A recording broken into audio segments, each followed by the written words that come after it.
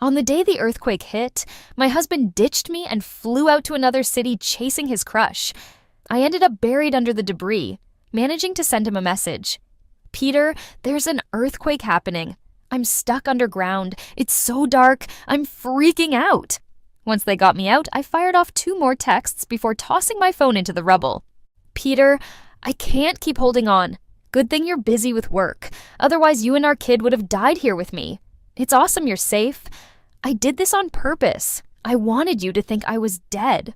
I wanted you to suffer day and night for me and our unborn child. I wanted him to cry tears of regret, wishing he had acted differently.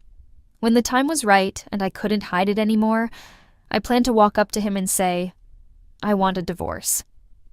It was our 2nd wedding anniversary when Peter's crush came back from abroad. I was the one who went to pick her up with him. I watched as the girl with long black hair, wearing a white dress and having a slim figure, tearfully threw herself into his arms like a bird returning to its nest. Peter, I finally see you again. And then Peter's body stiffened for a second before he reached out and gently touched her head. There, everything's fine. I stood beside them feeling like an extra mistress. After a moment's hesitation, I grabbed Peter's hand, forcing a smile. All right, now that she's here, let's go. It was only then that she seemed to notice me for the first time, leaving Peter's embrace. She was smiling, but there was a hint of surprise and unease on her face. Peter, you're married, she whispered. The 3 of us then awkwardly headed back home. Lily was Peter's crush and also his half-sister. I'd always known Peter had feelings for her, but I only found out after we married. Peter's family situation was kinda complicated. He was an orphan. His real parents died in a car crash when he was 9. After that, a friend of his dad, who happened to be Lily's father, adopted him. So, the story of Peter and Lily finally made sense. Peter had been a lonely kid, quiet and introverted, keeping his distance because of his past. Lily, on the flip side, lived a life of luxury and happiness, innocent and carefree, slowly warming Peter up and bringing warmth into our home. Of course, Peter never talked about his relationship with Lily to me. But when I brought Lily into our home, where Peter and I had lived for 3 years, and saw her curiously looking around and touching things, I knew my suspicions were probably right. At night, while I was cooking, Peter brought back some beef and onions, asking me to make a steak. He said, Lily loves steak. I looked down and stayed silent for a bit. Peter wasn't the most attentive guy. We'd known each other for 8 years, with me chasing him for 5 and living together for 3, but he'd still forget my preferences sometimes.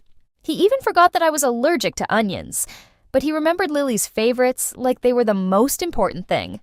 Even though she had been abroad for 6 years, I bit my lip and asked, Peter, did you forget?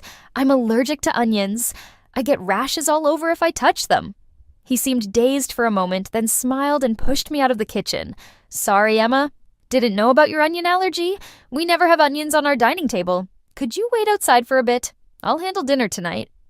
Actually, Peter and I had eaten onions once before, 3 years ago when I first won him over. That day was pure joy, and during lunch he ordered a curry dish, and I ate some without realizing. It was also the day he took me to the hospital, but that was ages ago. He probably forgot. I nodded quietly without saying anything. Lily was still in the living room, and I didn't want things to get too tense. During dinner, maybe because of the earlier incident, Peter kept serving me dishes. The shrimp today is pretty good. I ate slowly, and when I looked up, I saw Lily passing me a shrimp. She glanced at Peter, then at me, with a gentle smile and a natural gesture. Sister, have some more shrimp. Brother's shrimp is the best. It felt like I was just a guest in my own house. Lily was staying with us because Peter thought it was a good idea. 3 days ago, Peter suddenly told me his sister, who had been living abroad, was coming back. He said she'd had a tough time these past few years, alone abroad, betrayed by her boyfriend, and diagnosed with depression. As he spoke, his lips were tight, and his eyes showed a hint of despair. I couldn't help but feel sorry for him. So when he said she was coming back alone, didn't want to go home or tell her parents, and wanted to stay with us for a while, I agreed without hesitation. Back then, I didn't know his so-called sister was actually his crush for so many years. It wasn't until I saw Lily's face at the airport that I realized I'd seen her picture before. On Peter's bookshelf, he had her photo tucked inside a book. She was the moonlight he had cherished in his heart for years. At night, thoughts of Peter and Lily kept me awake. Peter held me from behind, his warm breath tickling my ear. "Can't sleep?" I nodded, then heard a sigh. Stepping out of the room, I found Lily in the living room, tears streaming down her face among the broken ceramic pieces on the floor, trembling slightly. The broken pieces were our ceramic dolls, made by Peter and me at a pottery store. That day, I made his figure, and he made mine. It was only natural for us to get together. I treasured it as a token of our love, even inscribing Peter and Emma together forever on the base of the doll. But now, it was shattered. I frowned at the scattered pieces while Peter was focused on Lily. She looked so beautiful crying, her slightly reddened eyelids pulling at anyone's sympathy.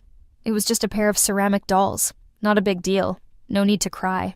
He sighed softly, then pulled her to sit on the couch, furrowing his brows. "How could you be so careless? Your foot is scratched." "Leave me alone," Lily said, cleaning up the ceramic shards like a maid. She sat on the couch, eyebrows furrowed, tears welling up, looking helpless and pitiful. "Sister, I didn't mean to, I just—" Her hands shook as she tried to speak, but couldn't finish before bursting into tears, as if recalling something deeply sad. Seeing this, I said nothing, and went to the balcony to grab a cigarette. Lily always called me sister. While Peter was cooking in the kitchen, Lily and I sat in the living room. She called me sister and asked about Peter and my life over the years. I corrected her. "I'm married to Peter, so we're family now." Without saying a word, she picked up a cat-shaped pillow from the sofa, smiling at me in amazement. "Sister, look at this. I gave this to brother Peter before I went abroad. Didn't think it'd still be here." My brows furrowed instantly and my stomach churned. I held the cigarette in my hand but didn't light it. Peter didn't like women who smoked. The type he liked was always like Lily. Black hair, white dress, clean and fragile. Maybe I'd been on the balcony too long as Peter came up to me, took the cigarette from my hand. "Don't smoke, it's bad for you." I wasn't planning to smoke anyway. I was pregnant. Couldn't smoke. He didn't know yet. "What about your sister?" I asked him, gesturing towards the room. "She's asleep in there," I persisted. "Don't you need to keep her company?" "What?" He was taken aback. I chuckled and asked him how long Lily would be staying with us. Looking at him, I made a rare confession. "Peter, I don't like your sister. You know, when I was pursuing you, there was a time you got drunk, hugged me, and kept calling out for Lily. At that time, I didn't know who you were calling, but now, do you really just see her as a sister? Peter, ask her to leave. She leaves, or I will. You choose."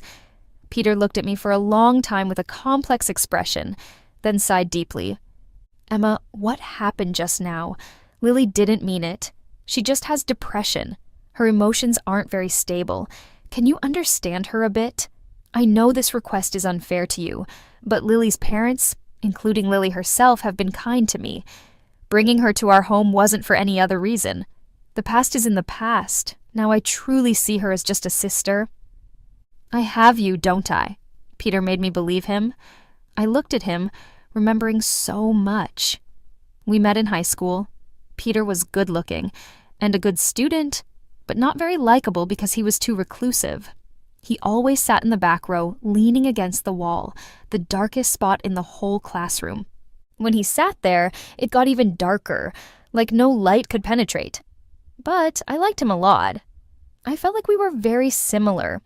Peter was transferred to my class in our senior year, a crucial year, and not many students transferred schools, but he did. That year, I never saw his parents. Of course, I never saw mine either. My parents divorced when I was very young, and both of them didn't want me. They fought in court, and the judge granted custody to my father. Shortly after their divorce, they both started new families, and I became the extra one. I suspected Peter's family situation must be similar to mine, or maybe even worse. After all, my father, though he neglected me, wasn't stingy with money. But Peter, even with the heavy workload of senior year, often worked part-time at a milk tea shop outside school. It broke my heart. Besides, I knew Peter was actually a very gentle person. Though he seemed aloof, there was a time I had an argument with my father and was crying alone in the garden behind the school library. He passed by without saying anything, quietly leaving a pack of tissues beside me. I remember it was dusk, with a gentle breeze, the golden sunlight making his hair shimmer. I think that was when I started to like him. Later, I took the same university entrance exam as him. I started pursuing him, doing my best to treat him well. For 4 years in university, Peter rarely went home, even during holidays and breaks. He stayed at school alone. I stuck around him, insisting on celebrating festivals together. I spent Christmas days and birthdays with him, one after another. He liked girls with long hair and white dresses, so I grew out my short hair and wore the dresses he liked. He enjoyed home-cooked meals, saying they tasted like home, so I learned to cook them and served him. I did a lot for him, but as I did more, I realized many things had already been done for him. There were too many traces of another girl in his life, but it didn't matter. I never gave up. If someone had done it, I did it better, even better, until no one could outdo me. No one had treated me well in my life, so I tried my best to treat him right. I chased him for 5 years and finally got what I wanted. But now, that girl has returned. Even if you can guarantee you only see her as a sister, what about Lily? Can you be sure she has no other feelings for you? This time, he stayed silent for a long time. Finally, he said, "No, it's over." Peter assured me that no matter what, he only sees Lily as a younger sister. He said he'd already shown her some apartments and that in a few days, when Lily felt better and found a suitable place, he'd send her away. I still couldn't bear to part with him, with the 8 years between us. I decided to trust him once again, for these 8 years together, and for the child in my belly, who was yet to be born. I subconsciously placed my hand on my belly, then quickly withdrew it. "Peter, it's your own words. Don't lie to me. If you deceive me, I assure you you'll regret it. I will make you regret it." The day Lily moved, it was cloudy. Peter and I went with her to the new house. She had a lot of stuff, and it took nearly 4 hours to clean and pack her luggage. By the time we got back, it was already raining. As soon as we arrived home, Peter got a call from her. I didn't know what was said on the other end. I watched Peter hesitate for a moment before responding. He hung up, walked around her former room, grabbed an umbrella, and rushed out. She'd forgotten something, and I offered to take it to her. It was pouring outside. Should we go now? Her stuff was important and needed right away. I nodded. Then I suggested I go with him. He looked at me, smiled, pulled me into his arms, and kissed my cheek. "Don't worry. I'll be back as soon as I deliver these things." I didn't push further, even though I wanted to go with him. But now I was pregnant and couldn't be so stubborn. I sat on the couch for a long time, poured myself a glass of warm water, letting it cool down slowly, and Peter returned. I only got a message from him. "Emma, the rain is heavy now. I'll stay here for a while and come back when it calms down. When I return, I'll bring you the cake you love the most." I stared at the message for a long time, then replied, "Okay," and stood up. Lily's house door wasn't locked. There was a small gap, letting me see the warm light inside, but I didn't have the guts to push it open. The corridor was dim. Through the door, I could hear sobbing inside. Lily was crying. I could hear it in her voice. "Peter, I miss you so much. In the years I've been abroad, I've thought of you every day and night. Don't you miss me?" My hand on the door handle trembled. "Lily, you're drunk. Let go of me. Stop messing around." Then I heard the sound of a bottle of alcohol hitting the ground. Peter seemed to push her away. "No, I'm not messing around. You were the one who said you liked me first. You wanted to be with me all the time. Do you like me? You must still like me. When you were with her, you found out about my relationship from my dad and got mad because I was with someone else. That's why you agreed to her, right? Answer me." After a long pause, I finally heard his answer, tinged with weariness. "So what if I did? It's all in the past." My heart sank instantly, dropping to the bottom of a valley. I stood there frozen, my body cold, but my heart pounding like it wanted to jump out of my throat. Then all the sounds in the room disappeared, except for a muffled groan. I was very familiar with that groan. Back in the day, I used to love kissing Peter's neck while he read a book, and he'd make that kind of groaning sound. They were kissing. To be precise, Lily was kissing him. But what about Peter? What was his reaction, his expression like? Instinctively, I cracked open the door a little. In the warm light that hit my face, I saw Peter's stunned expression clearly. But in the next instant, he slowly closed his eyes. They were kissing in the warm light. I couldn't hold it anymore, so I covered my mouth and ran away frantically. Maybe hearing the noise, the two inside the room separated. Peter followed me out. Emma, let me explain. Things aren't what you think. Back home, Peter tried to explain over and over, and I locked the bedroom door, feeling dizzy inside. He was outside trying to explain. He said it was all a misunderstanding because Lily was drunk and emotionally unstable. That's why he stayed to accompany her. He said everything was a mistake, all because Lily was drunk. The words he said to her were a misunderstanding. He just didn't want her to keep bothering him. The kiss, too. Finally, he said, Emma, it's all in the past. I have you now. That night, I slept alone. I tossed and turned all night, thinking. The next morning, I got up early, pushed the door open, and saw Peter standing there. He looked like he hadn't slept all night, with dark circles under his eyes and a bit of stubble on his chin, but his expression was cautious. He looked at me like a dog afraid of angering its owner. I thought for a moment, then smiled at him. I'm hungry. I want some porridge you cook. Will you cook porridge for me? Upon hearing me say that, Peter was puzzled for a moment, then quickly smiled. He thought I'd come to my senses and forgiven him. But I hadn't. I had just given up. I thought a lot that night. I've never been someone who only remembers others' faults. On the contrary, maybe life has been too bitter. From childhood to adulthood, I've always remembered the kindness others showed me. So when I think of Peter, I always remember the time when I had a fever, and he stayed by my bedside late at night, holding a damp towel to cool me down. I remember the day he proposed to me on the beach under a starry sky, holding me and kissing me. I remember the anniversary of his parents' passing, when he held me and hoarsely said, Emma, I only have you. Promise me you won't leave me in this lifetime. But I also remember other things. I remember all these days he kept wavering between me and Lily. I remember he forgot what I was allergic to, but remembered all her food preferences. I remember that even though he said he loved me, his eyes were always looking at her. I remember that in these 8 years, I couldn't buy a genuine heart from him. I'm tired. I'm really tired, but I'm also unwilling. I'm unwilling that I've given so much and got nothing in return. I'm unwilling that once I leave, they can live happily ever after. Closing my eyes heavily, I decided that even if I left, Peter couldn't be free to be with Lily. In the days that followed, Peter was really good to me, even considerate. He went out of his way to buy the cakes I liked, grabbed the latest handbags to make amends, and kissed my cheek every morning before leaving. He started going to work on time, spending more time with me.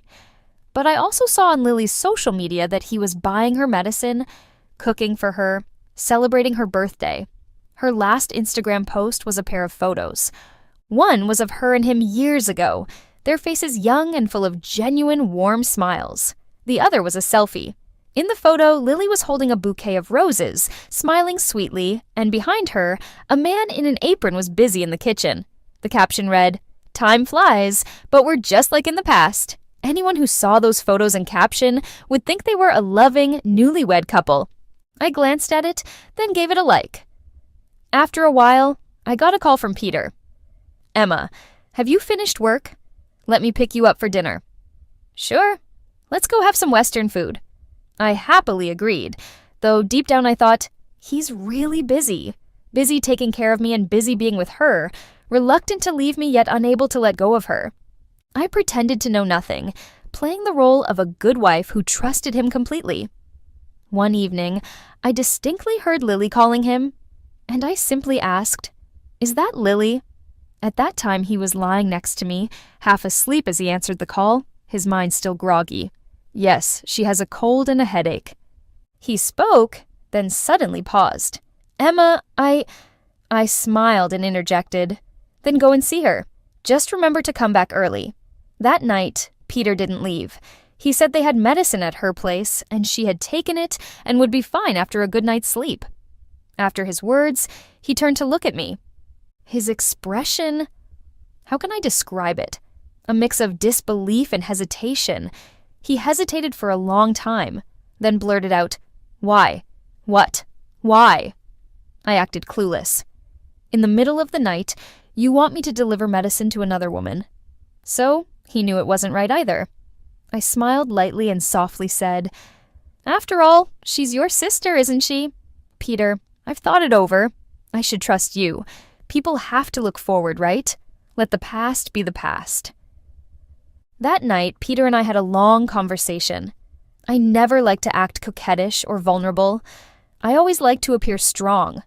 But that night, I mimicked Lily, trying to show vulnerability to him, deliberately amplifying my pain, pretending to be fragile, and then told him, "Peter, I only have you. If I can't even trust you, who can I trust? You promised you'd be good to me for a lifetime. You won't let down my trust, will you?" I knew his temperament. I knew that by doing this, he would pity me and feel guilty. A man's guilt is always more reliable than love, but that alone wasn't enough. Far from it. I slowly placed my hand on my abdomen, feeling a twisted sense of satisfaction in my heart. There was satisfaction, but more so, there was pain. I had longed so much for this child. Both Peter and I loved children. Maybe because of our broken families, we both hoped to have a child of our own bloodline. Not long after we married, we had a misunderstanding. At that time, due to an incorrect pregnancy test method, I thought I was pregnant. When I told him, I could never forget his reaction. He seemed stunned by the huge surprise, dazed for a while before coming to his senses, his eyes shining. He wasn't someone who showed emotions openly, but at that moment, he couldn't hide his smile. He excitedly lifted me up, then carefully put me down, his face filled with regret and worry. He was scared his actions would harm me and the child in my belly. This time, when I found out, I was really pregnant. I was also excited, eager to tell him. But for some reason, that night, I saw his absent-minded look and didn't speak. And now, as I touched my belly, all I thought was, what if Peter knew I was pregnant? If he knew, and if it was him who caused the child's death? Or worse, if the child was lost because of him and Lily, what would he do? I must be going crazy. I felt like those evil antagonists in TV dramas, using a child as a bargaining chip. But I just couldn't help it. He loved children so much. He had longed for a child with me. We even had a name ready for the kid. If that were the case, he wouldn't be able to be with Lily without any guilt, right? In another 10 days, it would be our second wedding anniversary. On that day, Peter took me on a trip to celebrate. I don't know why, but as soon as we reached the destination, I started feeling unwell, even though this child had been so obedient in my womb. Since I got pregnant, there'd never been any discomfort. At night, with my eyes closed, I lay on the bed, unable to sleep no matter what. Peter was lying beside me, fast asleep. The night was deep and silent, amplifying every sound. I heard my cell phone vibrate. It was Lily calling. Again, Peter picked up, said a few words, then hung up. The phone kept vibrating. On the other end, I could hear Lily crying. "Peter, can you come see me? I feel so unwell. I think I'm going to die. Nobody loves me. You don't want me either, do you? I'm standing on the rooftop right now. The wind is so strong. The sky is so dark. Will you come and see me?" Finally, Peter massaged his forehead and sighed softly. I kept lying on the bed, pretending to be asleep, until he nudged me awake. He kissed my cheek. "Emma, there's some trouble at work. I need to go back for a bit. I'll be back tomorrow morning." Normally, I'd nod obediently, playing the gentle and accommodating role I'd been portraying these days, believing everything he said without question. But for some reason, my heart kept pounding. I acted like I had a nightmare and clung to his waist. I even managed to shed a few tears. "Peter, please don't leave. I just had a bad dream. Don't leave me alone here." But Peter still left. He patted my head, asking me to be good and wait for him to return. Little did I know he wouldn't come back. At 2 a.m., an earthquake struck. The house collapsed. I was buried in the rubble. What was it like being buried there? Dark. Endless darkness. The air was limited. The space was confined. Only darkness, which felt infinite. Infinite darkness magnifies all the weaknesses and darkness within a person. I thought I had completely given up on Peter, totally disappointed in him. I thought I was strong, but I wasn't. When I was trapped, unable to move, I realized I was still weak. In the darkness, I texted Peter. Peter, there's been an earthquake. I'm buried underground. It's so dark, I'm so scared. Am I going to die? I don't want to die. In those 4 hours, I sent him many messages, from fear at first, to numbness in the middle, to bitter hate later on. During those 4 hours, I even got messages of comfort from friends, but Peter never replied. I couldn't help but wonder what he was doing during that time. While I was trapped, was he at Lily's house, or maybe in her bed, whispering sweet nothings to her? The thought made me tremble uncontrollably. I was buried for 10 hours. When I was finally rescued, I suddenly had another idea. I sent him 2 final texts, trembling, then threw my phone into the rubble. Peter, I can't hold on anymore. Luckily you have work to do, or you'd have died here with me and our child. You're really lucky to be safe. It was deliberate. I wanted you to think I died in the rubble. I wanted you to feel guilty, to regret. I wanted you to remember. It was you who suggested, who brought me here. It was you who left me here alone for your Lily, letting me and my child die in a foreign land.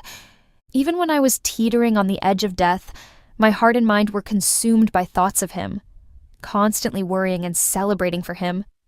I wanted him to be haunted by our memories, surrounded by shadows of me. I hoped he'd feel guilty, lying awake at night. By the time Peter got those messages, the sun was already shining bright. The night before, when he discovered Lily, she was up on the rooftop, the wind trying to knock her down. She turned around, glanced at him, and gave a weak smile. Peter, you're back. I knew he still held me in his heart. For some reason, watching that scene, he felt a bit worn out. Mostly it was heartbreak. That evening, Lily clung to him, over and over sharing her grievances. At that moment, he couldn't quite grasp his own emotions. Did he still have feelings for Lily? It seemed not as much. He knew he loved Emma. 8 years together had made her not just his girlfriend, but family too. She was the one who first chased him, who first fell for him.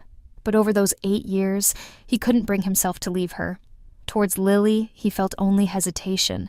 He just felt sorry for her. She was his first love from his youth, the one he couldn't forget, the one he couldn't reach. Back then, everyone was against them. Now, he knew he should push her away. But he didn't. He just patted her head, telling her not to overthink things. Did you take your meds today? Any pain anywhere? I'll take you to the doc. He reassured himself it was all good. He was just looking after a patient. His sister, Emma, had no clue. Emma loved him so deeply. Just this once, the last time he woke up in the morning, the sky was already bright. An alarm clock woke him up, and he reached for his phone without thinking, only to see his flight was canceled. Then, a flood of message notifications hit him. Finally, he saw Emma's texts, one after another. She said there had been an earthquake, she was stuck underground, it was pitch dark, and she was terrified. For a moment, he felt like he was plunged into an ice cellar, his hand shaking as he held the phone. He told himself, this can't be real, it's impossible. But the relentless notifications on his phone made it clear it was all happening. He desperately called Emma, but she never answered. He texted her again, still no response. He tried calling again, but no luck. He texted her once more, but nothing came back. Fear started to creep in, sweeping over him like a hurricane. Maybe because he looked so pale, Lily came over and asked, Peter, what's up? Looking at her calm face, he suddenly remembered the night before.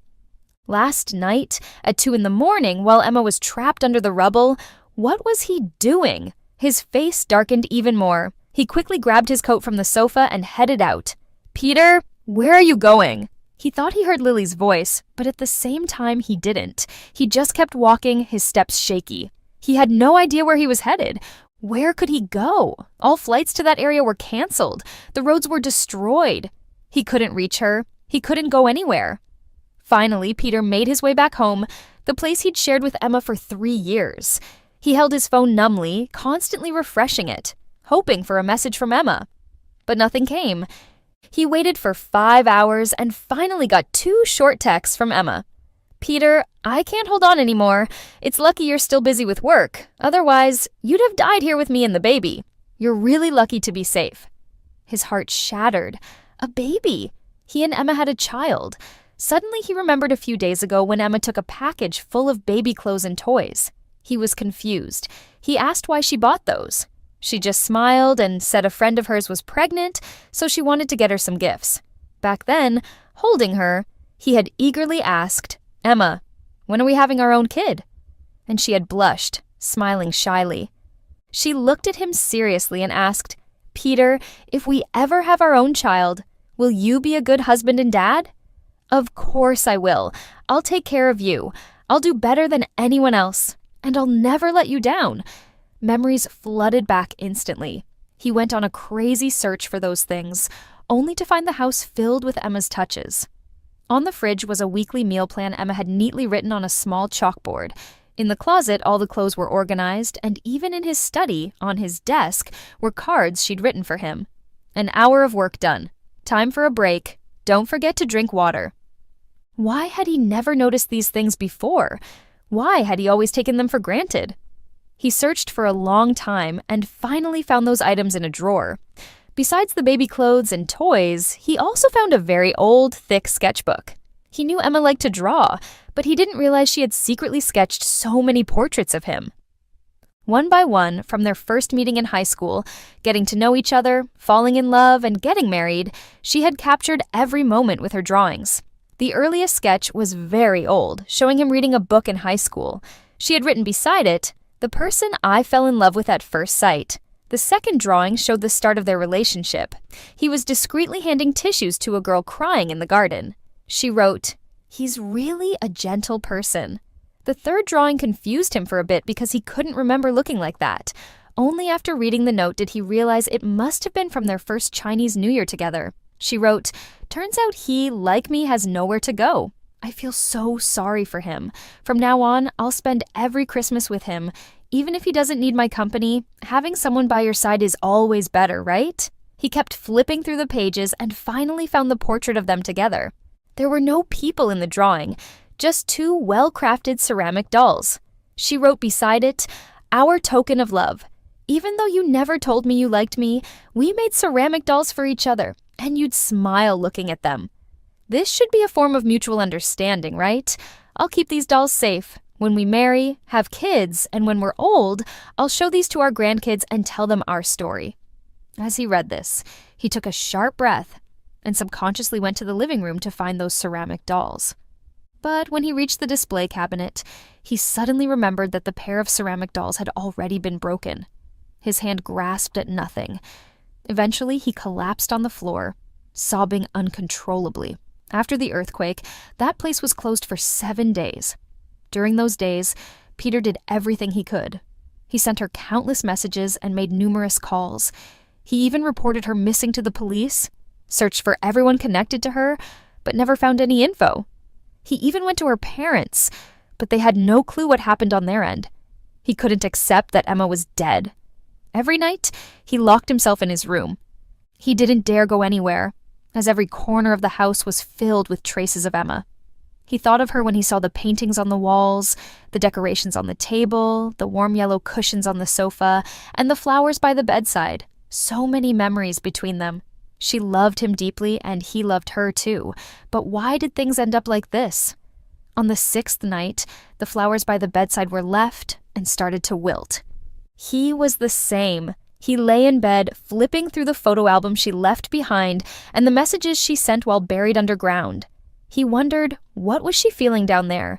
She loved him so much. Her love was always intense and passionate, but he had betrayed her, leaving her all alone. Being buried underground alone, she must have felt hopeless and scared, right? Yet she told him, "It's good that you're okay." He closed his eyes tightly, his hand slowly moving toward his neck. It must have been so dark down there. Dark, gloomy, no light, limited air. What would it feel like to not breathe? His hand pressed harder. Would it feel like this? He opened his mouth like a fish gasping for air, but his hand didn't let go. Then he released the pressure. He couldn't die. He had to find her. Even in death, he needed to be with her in the same place. The next time I saw Peter was on the 7th day after the earthquake. On the 7th day post-earthquake, the roads were finally cleared and flights resumed. I hid in the tent, watching him holding my photo, searching for me everywhere. He'd already asked the person in charge here, but there was no news about me there. How could there be? I just didn't want him to find me. After being rescued, I lied about not having my phone or ID. When they were gathering info, I gave my friend's name and ID number. I didn't know how long I could stay hidden, but for now, I would hide as long as I could. I took one last look at his frantic figure and slowly got into my friend's car. He looked worn out, with stubble and uncut hair. But what did that have to do with me? He deserved all this. I stayed at my friend Sophia's house for a week and finally went out. I went to the hospital to have an abortion. When Peter found me, I had already had the procedure and was lying on the hospital bed. He looked at me, his eyes suddenly red and puffy. I didn't say anything and silently took out the divorce papers I had prepared. "Let's get a divorce." Peter refused, Emma. I didn't say anything and silently handed him the divorce agreement. "Let's get a divorce." Peter wouldn't sign. I asked him just one question. "Peter, what were you doing on the night of the earthquake at 2:30 a.m. when I was buried under the rubble? I know everything. Sign it. You don't deserve my true feelings at all." He was stunned for a moment, his face as pale as paper, but he still refused to sign. Maybe he realized that between us, the feelings had faded, and there was no child anymore. This thin, flimsy piece of paper with our names on the marriage certificate was our final connection. He forced a grin, but his body was trembling. "Emma, let's go home. You just had the operation. Let me take care of you." Sophia pushed him away. Sophia was my friend who came to pick me up after the earthquake, and I had been staying at her place these days. "Do you have any shame? Emma has made it so clear. Don't you know what you've done? How dare you talk about taking care of me?" "Well, I don't need you to take care of me. I will take good care of Emma." He asked again how he could be forgiven. "Emma, I know I was wrong. I will change. Will you forgive me? Will you give me another chance?" "Another chance? I've already given you one. I asked you. I believed in you. But what about you?" He couldn't say a word. He pulled out the album. Veins bulged on his hands as he clenched the album.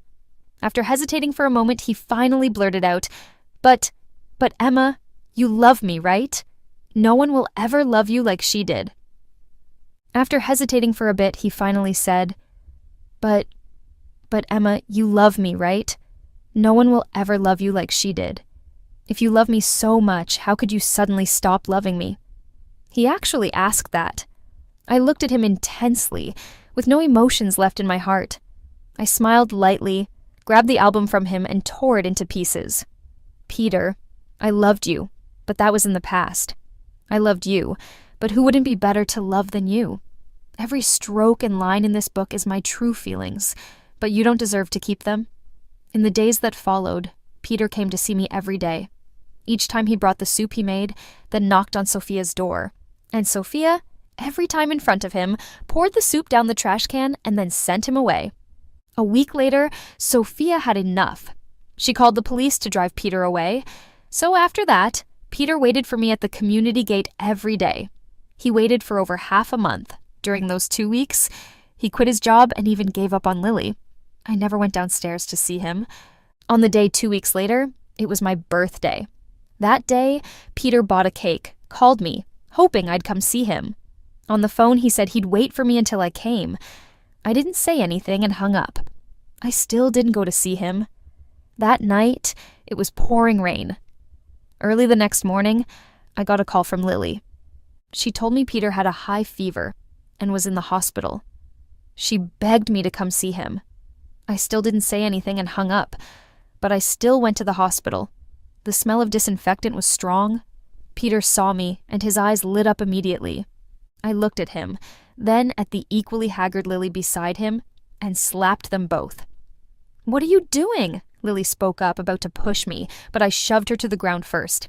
I gave her another slap, splashing the water on the table onto her face. I stared at her steadily, one word at a time. "What? Shouldn't you be hit? You should be grateful I'm not arguing with you now, or I'd have exposed your shit a long time ago. Don't you have depression? Can't you live without your Peter? Now, your Peter doesn't want you, why haven't you died yet? Or is your diagnosis report totally fake?" She was hit by my words, turned pale, and didn't dare speak. I was too tired to look at her again. While we argued, Peter just watched me quietly the whole time. It was like he totally ignored that I had slapped Lily. He didn't say a word, and when I turned to look at him, he carefully tugged on my sleeve, his eyes red and hopeful. "Emma." I pulled my sleeve out silently, frowned, and said slowly, "Peter, you really disgust me like this." He stammered, I just feel guilty. I want to make it up to you." I laughed out loud and threw the divorce papers in front of him again. "Want to make it up to me? You're just being self-pitying. I've said it before, in this life or the next. I don't want to see you again, understand? No matter what you do, I can never forgive you. Even if you're lying in the hospital dying now, I just feel disgusted. If you really feel guilty, then sign the papers." The light in his eyes finally went out. In the end, Peter signed the divorce papers.